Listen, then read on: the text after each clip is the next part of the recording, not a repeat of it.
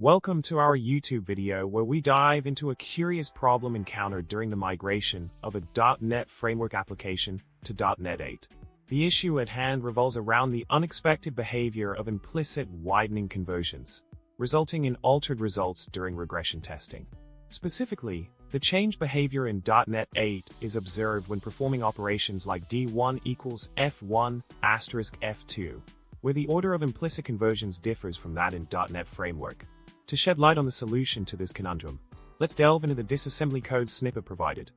00120822D 945C0 FLD word PDR at 40H 0012085D8C8 from LST ST 0 in 00120AD7D5DA for FSTP chord PDR at 5CH.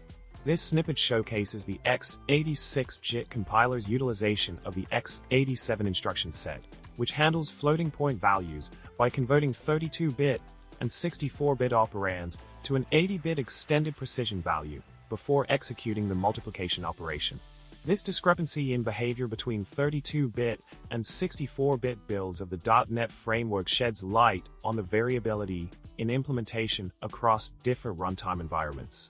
In conclusion, the nuances in floating point calculations across various runtime implementations highlight the complexities inherent in transitioning between different versions of the .NET Framework.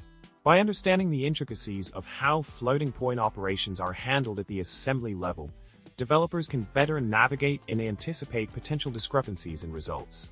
We hope this exploration has provided valuable insights into the inner workings of .NET Framework migration challenges.